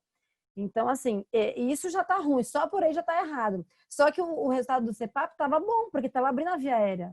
Então, ele tava com IH de, sei lá, de 5, 4, tava ok. Se olhar só o aquele IH, ele negócio, tava às ótimo. vezes tem que manter uma pressão inspiratória baixinha para abrir sua via aérea, porque às E isso ele vezes tava esses pacientes fazendo. cardiológicos, ele não precisa um monstro, né? É um tiquinho para abrir a via aérea para vencer a obstrução ali. E o resto Exatamente. é ver se precisa de pressão de suporte para aquele pulmão ajudar a transmurar o coração funcionar. E aí, como físio, o que eu falei pra ela era físio, né? Esse pessoal tava fazendo um acompanhamento de CPAP. Eu falei, como físio, o que eu faria é primeiro tratar a parte ventilatória. Depois, aí você fala com o cardiologista e vê se melhorou ou não, porque eu não sei isso. Toda essa frequência cardíaca, essa zona que tá aí na frequência cardíaca, eu não consigo avaliar agora. O que eu vou focar é fazer ele respirar bem, entendeu? Ventilar bem. Depois disso, aí a gente vê o que ficou e aí você fala com o cardio. E a última coisa é que eu estudei bastante da história do fenótipo e eu achei aquele Danny Eckert para mim, nossa, era tudo que eu queria. Por que tinha um monte de paciente que não dava certo? E aí eis que veio os fenótipos na fisiopatologia e aí o fenótipo não cabe nessa ferramenta. Então eu gosto de lembrar que a gente não é para todo mundo, mas lembrem-se que quando você tem o IDO normal, talvez você tenha 1/3 dos pacientes que têm o limiar de despertar muito baixo, que eles estariam com diagnóstico de apneia se fosse o outro método.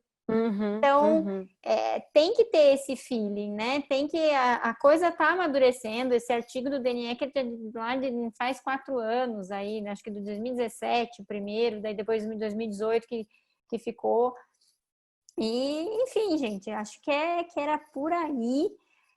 Tem umas referências, Perfeito. até depois a gente vai colocar, né? Que eu acho que esses são alguns artigos que foram bem importantes para basear essa aula. E finalizar aí, que eu acho que um dos meus melhores momentos com a galera da Biologia. Que né? legal. E foi realmente uma alegria muito grande aí, tá? Obrigada mesmo por vocês todos. Obrigada, galera, que aguentou aí. Que eu juro que eu achei que a gente ia ter uma aula de uns 40, 50 minutos, Thalita. É que eu acho que a gente fala pouco, né? Bom, eu tenho alguns comentários. Primeiro, ver se alguém tem dúvidas, se alguém quer comentar alguma coisa. Se quiser abrir o microfone e falar também, fiquem à vontade. Eu tenho um comentário que até me fizeram, o pessoal da Biologia, que até falou, olha, são quase 10 da noite e a gente está com praticamente o mesmo público que a gente começou, que é maravilhoso. Quer dizer que o pessoal tá, se vocês se interessaram e que gostaram. Infelizmente, esse webinar não foi no começo da pandemia, onde estava todo mundo assistindo o webinar, porque foi muito bom. Mas, ao mesmo tempo, você não tinha essas informações para passar. O que a gente precisava era de tempo justamente para ver isso acontecer. E vai ficar gravado, né? A gente está gravando. Então, a gente disponibiliza tanto para a doutora Carolina, para ela disponibilizar como quiser, como vai ficar depois no portal da Biologia, que se a gente põe no YouTube, a gente pode disponibilizar e quem não pôde assistir, a gente faz questão de que assista depois, dá um jeito, chama essas pessoas. E queria agradecer, então, todo mundo que ficou com a gente. Tinha uma pergunta da Viviane, eu acho que era daquele paciente que tem CC, DPOC, papapá, que está saturando ainda mais pouco, se era máscara nasal. É máscara nasal. Ele estava numa... Ai, vou falar, gente, que eu não sei nem como explicar. Dream. Ele estava na Dreamwear, daí eu coloquei ele numa... Eu acho que agora ele está em outra, na USP, mas é nasal. É nasal. É raro usar paciente com... Tá mais frequente eu pedir para pôr queixeira do que... Né? É muito raro, mas raro mesmo. Sim. Bom, pessoal, mais alguma dúvida? De comentários, o que teve aí comentário? Parabéns, excelente aula. Que bom. Espero que tenha ajudado aí, né? Acho que tem algumas coisas aí bem bacanas. Foi muito bom e como eu te falei, a gente está em quase 2 horas falando aqui, a gente tem praticamente o mesmo público que a gente começou. Então, acho que foi bastante útil, né? Foi bastante eficiente toda a sua apresentação. Muito obrigada, queria agradecer de novo. Quem tiver qualquer dúvida, pessoal, bom, vocês, quem não tinha o contato da Biologix ainda, vocês podem achar a gente no Instagram, é fácil contactar com a gente, se tiver qualquer dúvida, se quiser falar comigo depois, se tiver qualquer outro comentário, fiquem à vontade. E é isso, muito obrigada, até a próxima. A gente ainda deve seguir com alguns webinars aí, a agenda de todo mundo já está ficando cheia, todo mundo está voltando a trabalhar com força total, né? Os médicos, físios, dentistas que estavam um pouco mais longe estão voltando, a gente sabe que está ficando cansativo. Eu não consigo acompanhar todos os webinars que eu quero. Hoje a gente tinha mais 2, né? Que foram uma mega concorrência para a gente. Não, eu agradeço ali. Até estava vendo as minhas amigas, a Power Girls, né? A Tati, a Amanda, as meninas todas. Hoje a concorrência foi dura. Foi para a doutora Carolina, falei, olha a nossa concorrência, hoje está pesada, não, mas foi ótimo. Hoje foi de doer a concorrência. Mas para mim valeu demais, tá bom? Como é que eu faço para tirar agora aquelas ignorantes? Eu queria tirar uma fotinho do pessoal todo que está aqui. Para de apresentar a sua tela. Stop share. Aonde está? Interromper. Isso, só que daí as pessoas têm que abrir a câmera se quiserem. Para ficar fofo, gente. Abre a câmera que fica tão fofinho. Acho que não. Acho que só nós duas que fomos obrigadas a fazer o make para estar às 10 da noite aqui ainda. Nossa, eu já tô com... Olha, me deu uma crise de alergia numa hora. Eu tive que sair para pegar um remédio, que eu comecei a ficar ruim. Não, meu marido, ele vive me infernizando que eu tenho o nariz arrebitado. E eu também tomei o catarrento esses dias. Mas não é Covid, porque eu já tive. Então, não é. Tá livre. Tá?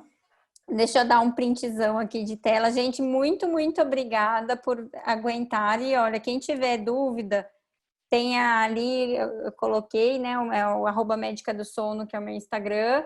E muito bom estar com vocês de novo aqui. Obrigada para todo mundo. Obrigada, Thalita, pelo convite. Imagina. E avisa os meninos que eu ainda vou...